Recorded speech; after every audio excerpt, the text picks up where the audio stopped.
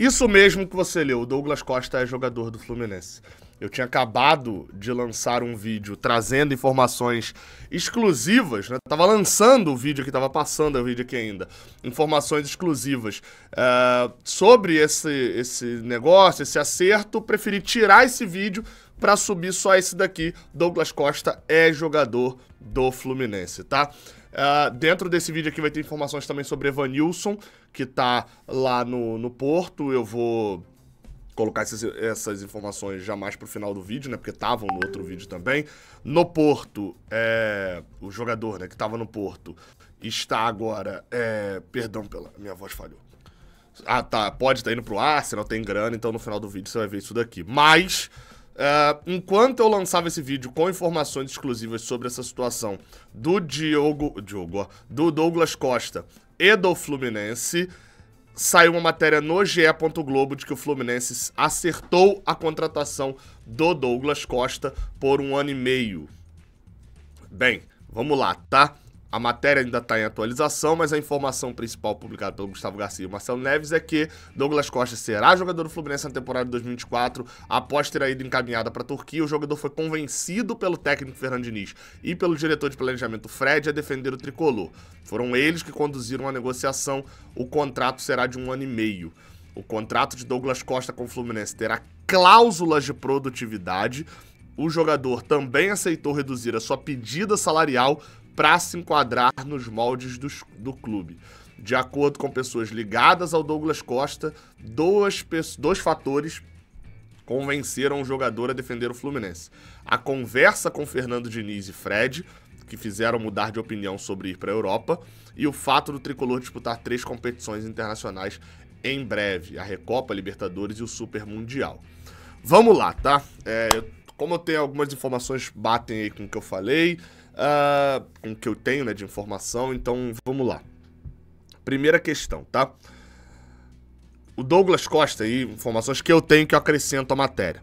O Douglas Costa, ele quer um clube que dê tempo para ele fazer uma grande pré-temporada, tá? Essa é a primeira informação. Ele quer tempo para poder jogar, por exemplo, em abril, jogar em maio.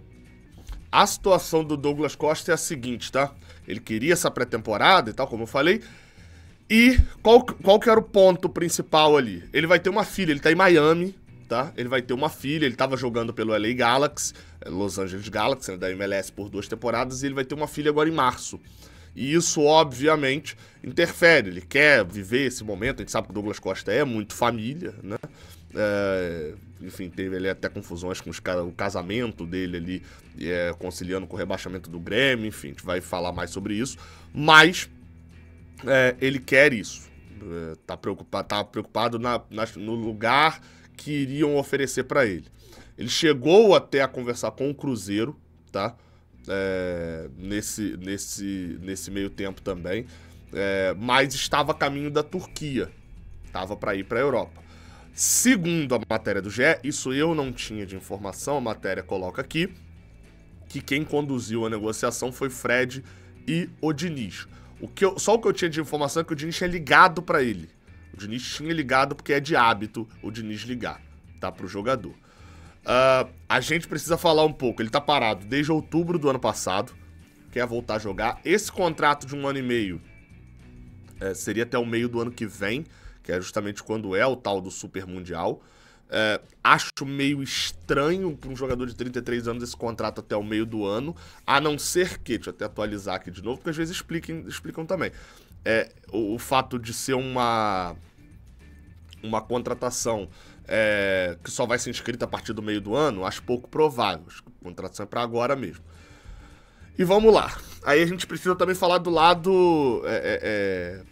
do lado do jogador. Aqui fala que o Corinthians também estava interessado na contratação do atacante. Agora eles atualizaram a matéria.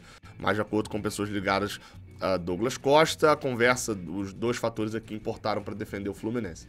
Eu acrescento um outro fator aqui, tá? Além da conversa com o Diniz e Fred e das competições internacionais. Ou, provavelmente, o pedido do Douglas Costa de ter ali essa pré-temporada, essa dedicação maior física, essa tranquilidade para jogar, foi atendido. Isso era uma coisa que ele era meio que irredutível ali. Essa é a famosa tranquilidade para jogar. A informação que eu tinha é que ele não achava o Rio de Janeiro uma boa opção, justamente pelo quanto de movimentação, né, da cidade. Preferia uma capital um pouco menos movimentada. São Paulo estaria nesse problema também.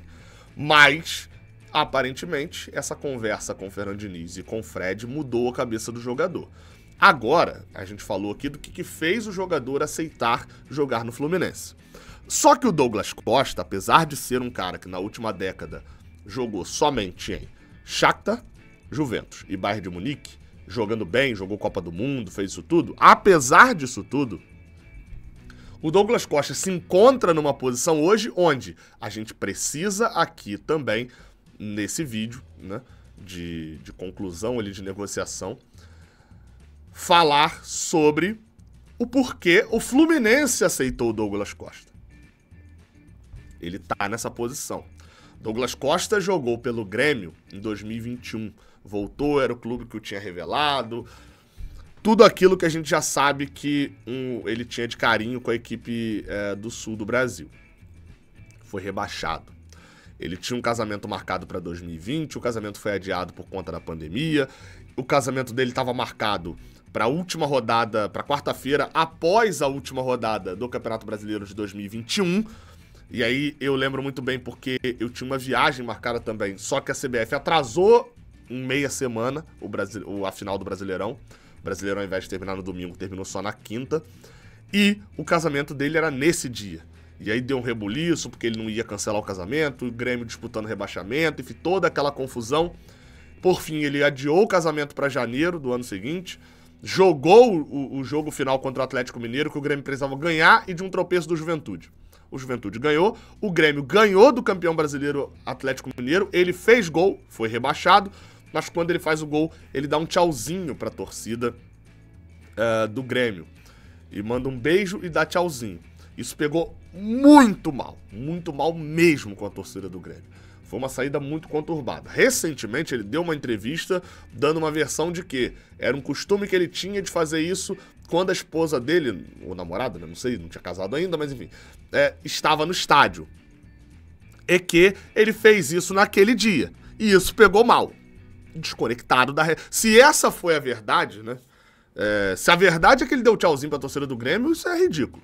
Se a verdade é que ele foi dar o tchauzinho pra esposa dele, me incomoda no comprometimento, porque, né, estamos falando aqui de um cara que o time tava sendo rebaixado, ele tava preocupado em dar a comemoração do gol pra esposa dele. Agora, pensando aqui no que pode ter trazido o Douglas Costa para o Fluminense, do que fez o Fluminense aceitar, apesar de dizer aqui que o jogador aceitou reduzir a sua pedida salarial para se enquadrar nos moldes do clube, há muito tempo que a gente acha que perdeu um pouquinho a noção do que são os moldes do clube. Douglas Costa custava ao Grêmio mais de R$1,5 milhão por mês. Quando ele saiu do Grêmio, o salário dele era de 800 mil, mas tinha tudo aquilo, bônus, etc, que eu sempre falo que jogador nenhum vem de graça. Jogador que vem de graça é jogador ruim, desconhecido e tal, esses vêm de graça. Jogador bom, quando assina, sempre recebe alguma coisa, luvas, bônus e tal. O Douglas Costa está num patamar abaixo do que quando saiu do Grêmio, quando estava no Grêmio, saiu do Grêmio. São 2 anos no LA Galaxy, ele jogou 22 jogos lá num ano, que é metade do que o LA Galaxy jogou. No ano anterior, de 2022, ele tinha jogado 29 dos 43, 49 jogos, sei lá, do LA Galaxy. Então, ele tá atuando 20 jogos por ano, 25, 26 jogos por ano. Esse contrato de produtividade, a gente vai precisar descobrir que cláusulas são essas. É cláusula de ser relacionado, de não se lesionar? Isso é uma cláusula simples, apesar dele ter esse histórico. É cláusula de desempenho, de gol? É complicado, em gol e assistência, porque ele vai ser fominha para poder bater essas cláusulas. É cláusula de ser titular? Aí é bom, porque depende do treinador e do desempenho dele. Enfim, a gente vai precisar descobrir isso. Agora, em relação a ele reduzir a sua pedida salarial, a gente sabe, quando fala aqui de reduzir, beleza. Mas quando fala dos moldes do clube, se enquadrar nos moldes do clube, não ache que Douglas Costa vem recebendo R$200 mil, não, por mês. Ele tem um valor alto dentro da sua história no futebol. Como eu falei, são 10 anos sendo titular na Europa em grandes clubes dos seus países. Uma parte grande disso foi no Shakhtar, mas Juventus e Bayern, né? Estamos falando de jogador Ah, mas isso faz muito tempo. Não, isso faz 3 anos. 4, né, na verdade. O Fluminense estava atrás de um ponta, iria trazer o Luiz Henrique, vocês vão lembrar disso, né? Iria trazer o Luiz Henrique. 7 milhões de euros. Ou seja, tava pra gastar grana. Tava pra gastar grana. Por outro lado, ali junto também, ia trazer, depois a opção B era o Léo Xu, que ia gastar grana também. No Douglas Costa, vai gastar grana. Ele vai render? Não sei. A questão, principalmente, que precisa ser debatida é essa, tá? Se ele vai render grana, não sei. Não sabemos ainda. Não sabemos ainda. Agora, é nítido que, se você botar Luiz Henrique era a opção A, Léo Xu opção B e o Douglas Costa virou a opção C, óbvio que a opção C joga mais do que as outras duas. É óbvio que o Douglas Costa é melhor que o Léo Xu. É óbvio que o Douglas Costa é melhor do que o Luiz Henrique. Mas o quanto de motivação tem num jogador que quer jogar ali por volta de abril e maio, que tá dedicado à família? Não tô falando que ele tá errado, não. Tô falando do quanto de motivação esse jogador tem. Essa ligação com o Diniz resolveu essa situação? Tomara que sim. A gente tem algum mais... Acho que essa assinatura do Douglas Costa, mais que seja uma notícia bombástica, traz mais dúvidas do que respostas. Ele jogava junto com a LA Galaxy lá com o Calegari nesse ano e vão se reencontrar agora no Fluminense. Vamos ver como é que vai ser essa situação, cara. Como eu falei, mais dúvidas do que respostas. Não é uma contratação que me empolga, porque o Douglas Costa joga muita bola, mas é uma contratação que eu não tenho... Me empolga, mas eu não tenho confiança de que vai dar certo. Porque a gente não sabe qual é o Douglas Costa que tá vindo pro Fluminense. Vambora, até a próxima. O vídeo do Evanilson e de tudo isso a gente vai discutir no Jornada ou em outro vídeo aqui do Raiz Tricolor, pra não ficar muito longo. Beleza? Tamo junto, até a próxima, valeu.